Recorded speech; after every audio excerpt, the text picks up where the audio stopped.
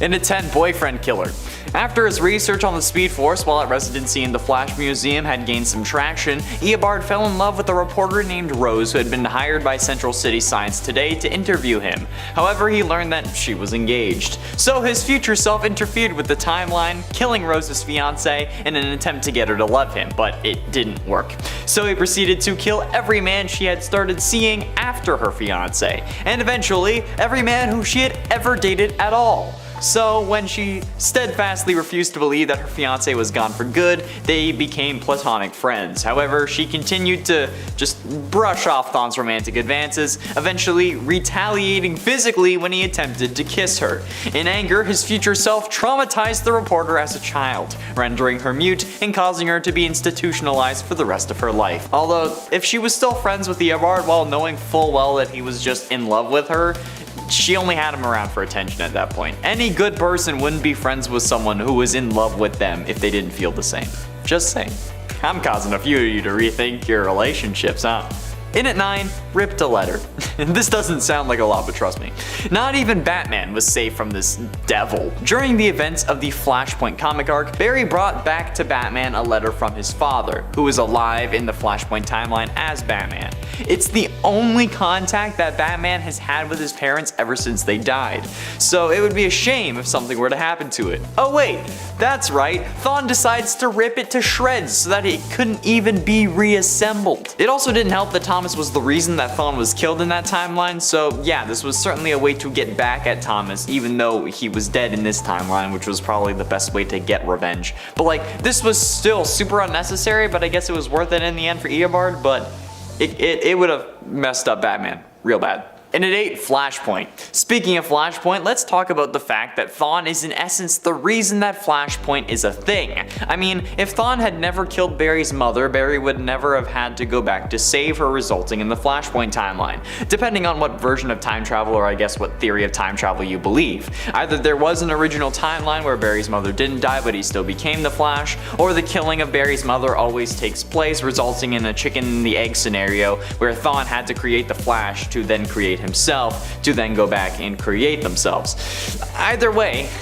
without Thawne, there would be no Flashpoint. His mere existence is what causes Flashpoint to be made, even if Barry is the one who ends up changing the past to save his mother. So I'm gonna count this as something that Thawne did. Number 7, becoming the Flash's #1 fan. I don't know if you believe in destiny, but if you do, then this bit of history from Eobard's past is likely one of the worst things to have happened to the character. Thawne grew up in a future and is initially from the 25th century. During his time growing up there, he became obsessed with the Flash, kinda idolized him, and wanted to be just like his hero. Sounds nice, right? But Eobard Thawne's admiration for Barry Allen would set him down a dark path that he'd never be able to turn back from, even if he tried. In becoming a Flash fan, Thawne had confirmed his own irreversible dark destiny. And at 6, lead fascists.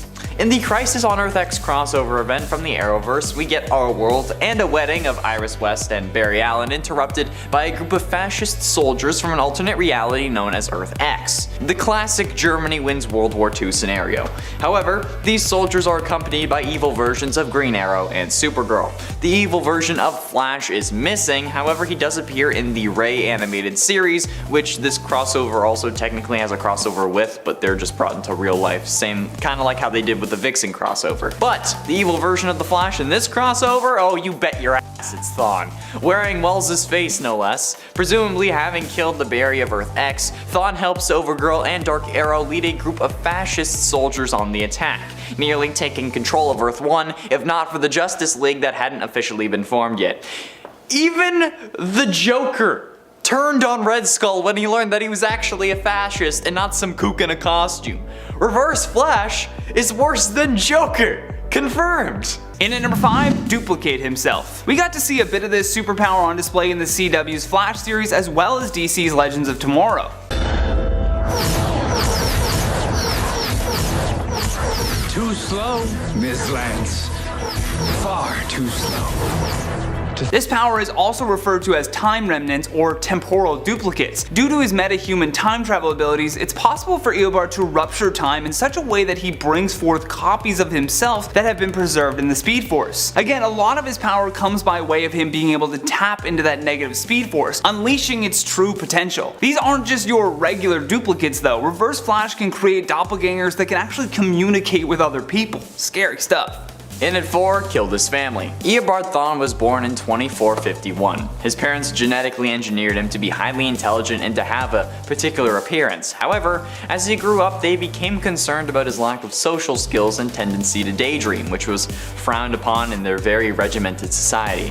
Hoping that caring for a sibling would help Eobard adjust, his parents had a second son, Robert. Eobard struggled to manage his little brother and chaffed when reprimanded by their parents for his periodic outbursts that were triggered by his frustration. But later down the line, he applied to the Flash Museum to study the Speed Force, but it was rejected. So he started researching it illegally. But then he was caught by Robert, who was an officer in the Science Police. This caused Eobard a great deal of pain, which is understandable given that your brother sent you to prison. So much in fact that a future version of Eobard traveled into the past and prevented Robert from ever being born, which caused him to get the job at the Flash Museum. His knowledge of the Speed Force also caused his peers to nickname him Professor Zoom, but eventually his parents grew concerned and instigated the closure of the Flash Museum. So again, his future self interfered with the timeline and caused the deaths of his parents, allowing him to continue his research. Yeah, that's right.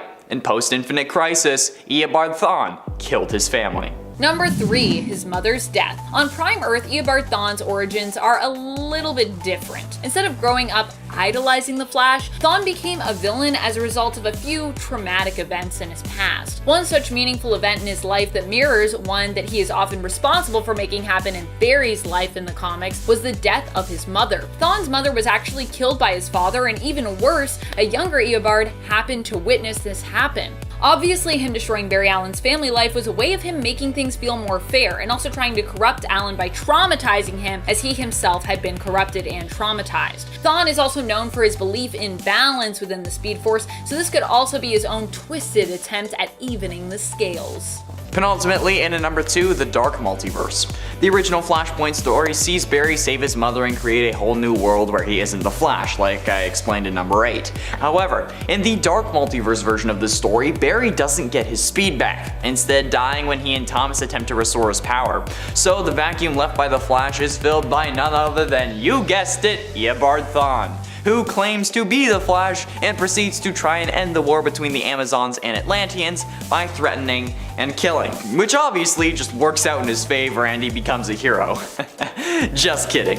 Instead, this causes the Atlanteans and the Amazons to team up and try to destroy America. So as a way to stop this, Thawne runs back in time and creates his own version of this new timeline, crafting it perfectly to his whims, something that the Flash show would later adapt briefly. In the comics though, he prevented the Flash from ever being created, he saved Bruce Wayne as well as Martha and Thomas Wayne, resulting in there being no Batman, and ends up converting every superhero to his purpose, resulting in Thawne having a whole Justice League at his disposal.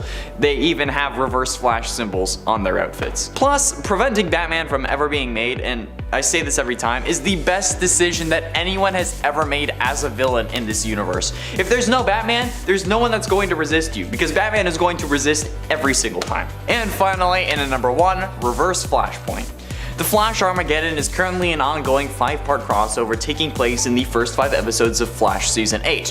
However, in episode 4, spoiler alert, 3, 2, 1, it's revealed that Eobard Thawne, who looks like Wells again, but is using his real name, creates his own version of Flashpoint, where thanks to the new negative still force, instead of saving Barry's mother, he manages to kill Barry as a child, as he set out to do so many years ago. Or I guess Will set out to do. I don't know, time travel is weird, man. Anyway, he kills Barry as a child and then takes his place at CCPD the night the accelerator exploded, resulting in him becoming the Flash.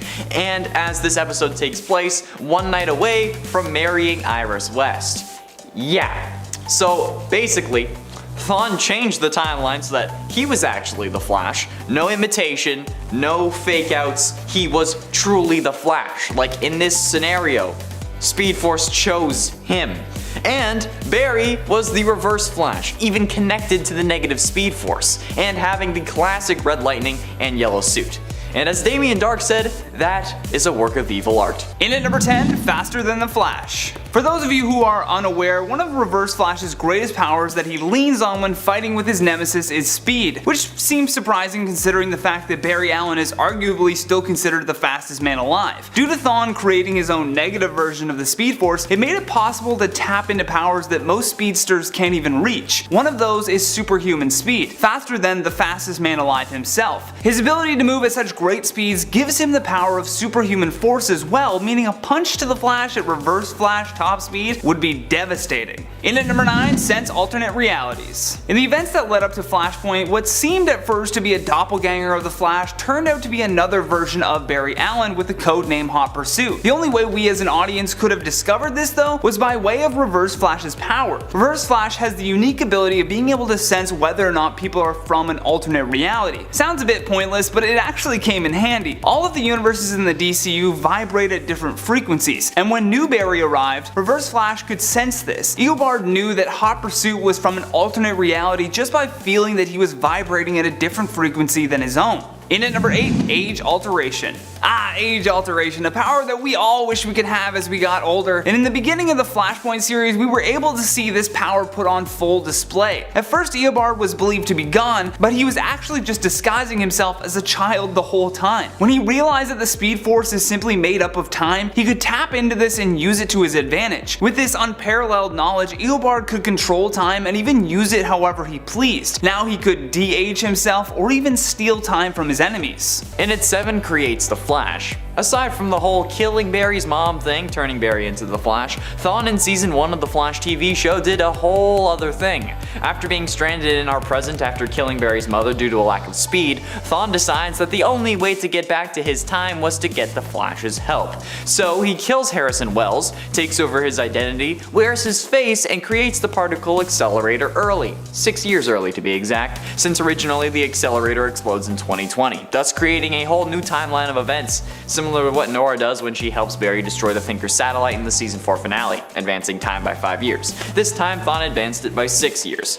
Using the face of another man to train Barry, gain his trust, and then ultimately use him to get back to his own time, that's pretty messed up if you ask me. In at number 6, change his eye color. This may not be his strongest superpower per se, but Eobard Thawne's ability to change his eye color to red certainly sets him apart from all of the other Flash characters. As a villain, just changing his eyes to that bright red makes everything he says and does that much more menacing. Eobard can do this by concentrating his red lightning and focusing its effects towards his eyes, which gives off that evil look. You gotta admit those red eyes do add a lot to the comic book pages, and even though it's not a physically useful power, it does get the message across that he means business. Number 5. Witnessed. Daniel West as the Reverse Flash dreamt of repairing his relationship with his sister Iris, and blamed his father for everything awful that had ever happened to him, believing the best way to actually fix his relationship with Iris would be to go back in time and kill his father to prevent his younger self from ever getting angry enough to push his dad down the stairs, and to prevent, any of the mistreatment that would happen to him thereafter. Daniel ended up with powers that allowed him to drain the Speed Force energy out of others touched by it in order to turn back time. Using this ability, he managed to get enough of a charge to go back and attempt to change his own past. But his younger self and Iris arrived home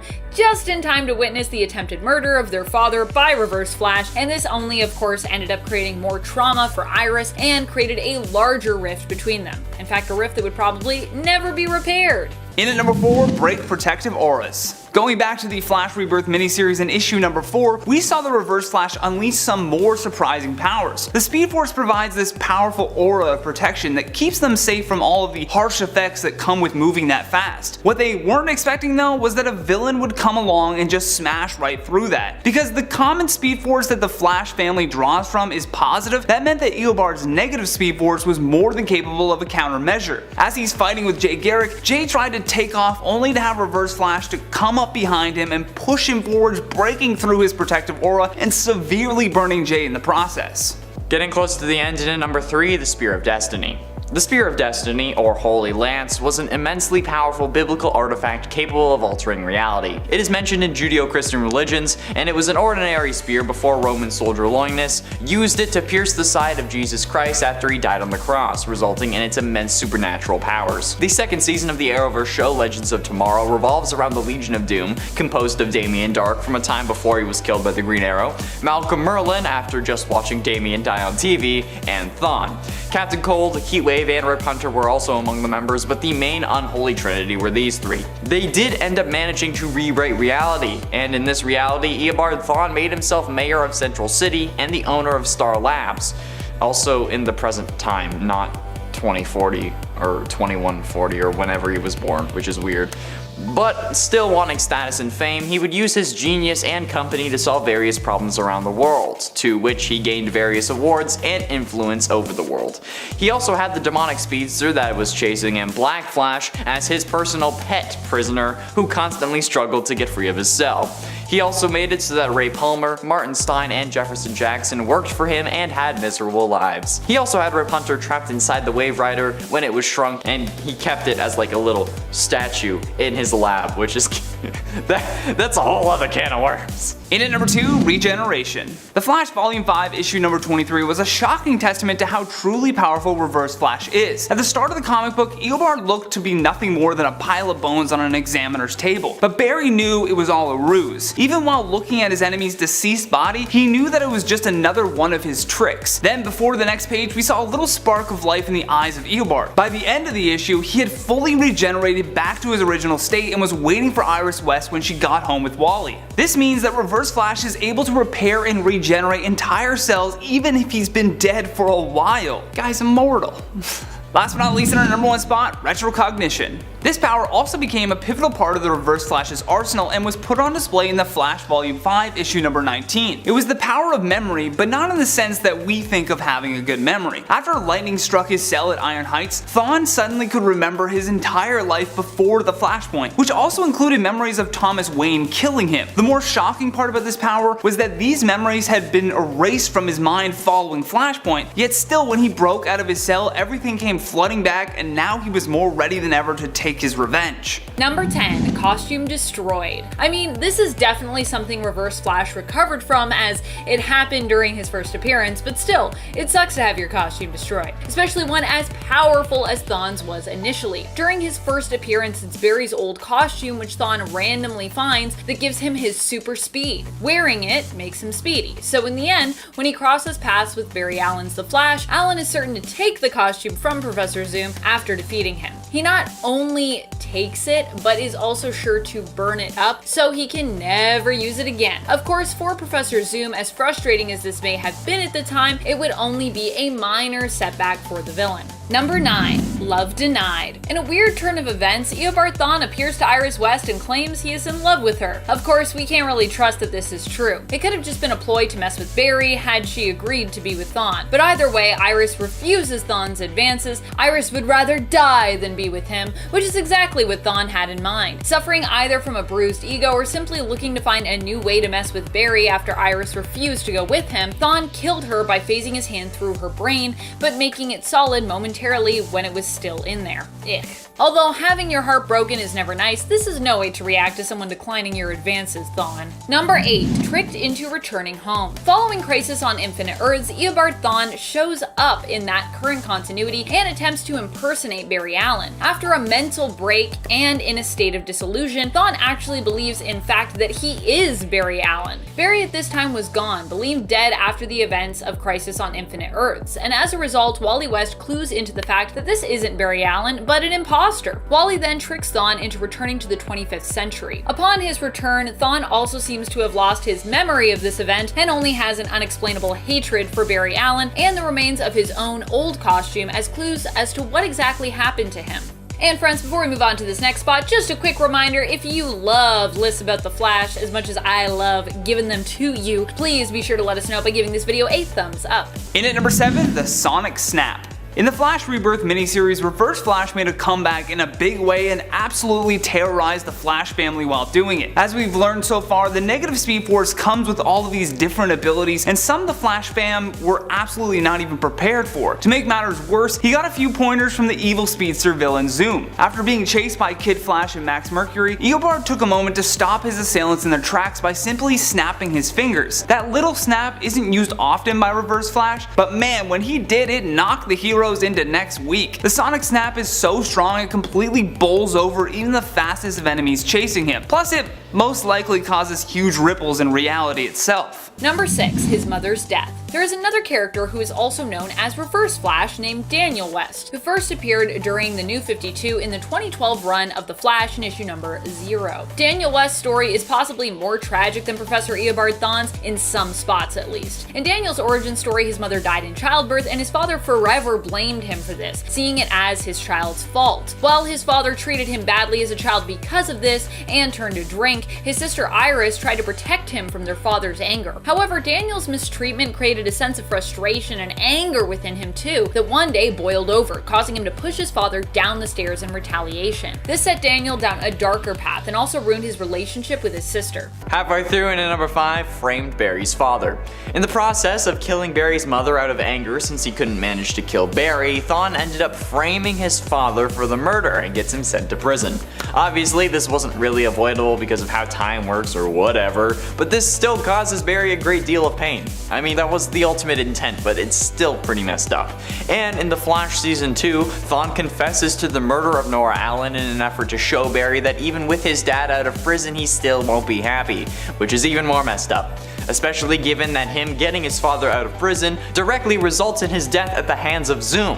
And then Barry meets his father's doppelganger from Earth 3 known as Jay Garrick. And then another version of his father named Barry Allen from Earth 90 in the Elseworlds crossover. Meeting Jay also sends Barry spiraling into a depression that causes him to create the Flashpoint timeline in the Arrowverse as well, which was already an earlier point. So I think that this definitely earns a spot on the list. Number 4. Killed by Batman. And let's go back to Thawne now for a bit. During the events of Flashpoint, Professor Zoom ends up murdered by Batman. True story. He had carefully guarded himself against Barry by becoming a living paradox. Pretty smart. In issue number 5 of Flashpoint from 2011, he brags to Barry about this very fact after revealing that it was the Flash and not him that messed up the timeline, thereby creating the Flashpoint timeline. However, what he wasn't expecting and didn't count for was that Batman would be around to find a loophole. Even in the Flashpoint reality, Batman is the master of exploiting people's weaknesses. And Thomas Wayne's Batman does so this time around by catching Thawne unawares. Rising up after taking a beating from the villain, Batman runs him through with a sword, killing Thawne. Well, at least the Thawne of that continuity.